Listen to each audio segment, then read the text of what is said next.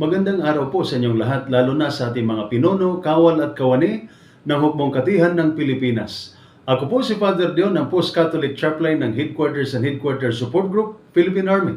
At ito po ang Salita ng Diyos, ang ating gabay. Ngayon po ay Tuesday, May 6, 2025, ng ikatlong linggo ng pagkabuhay. Sa Ebanghelyo ngayong araw, humingi ang mga tao kay Jesus ng tanda mula sa langit, parang mana na ibinigay sa panahon ni Moises. Ngunit ang sagot ni Jesus ay mas makahulugan. Ako ang tinapay ng buhay. Hindi siya nagbigay ng tinapay. Siya mismo ang tinapay. Bilang sundalo, sanay kayong harapin ang gutom at pagod. Kahit walang tamang tulog, kahit mainit o malamig ang panahon, tuloy ang duty. Ngunit hindi lahat ng pagod ay kayang ayusin o gamutin ng pagkain o pahinga. Halimbawa, paano mo gagamutin ang pagod ng puso dahil sa matagal na pagkakalayo sa pamilya? Paano mo aalisin ang bigat ng konsensya sa mga hindi naisalba? Paano mo gagamutin ang trauma mula sa naranasang putukan, pagkawala ng kasama, o matinding utos? Hindi sapat ang sabaw, kape, o pahinga. Ang kailangan mo ay kapayapaan ng loob.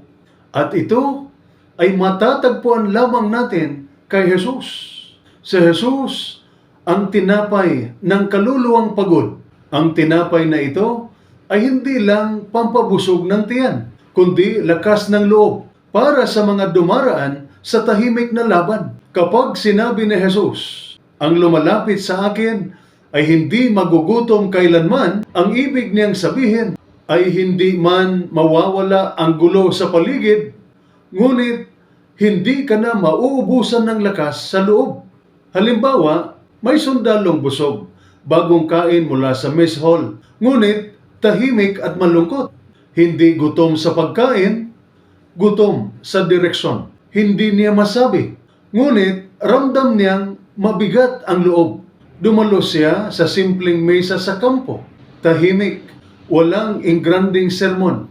Ngunit sa isang sandaling katahimikan, habang sinasabi ang panalangin, Panginoon, maawa ka sa akin, tulungan mo ako, may kapayapaang bumabalot sa kanya.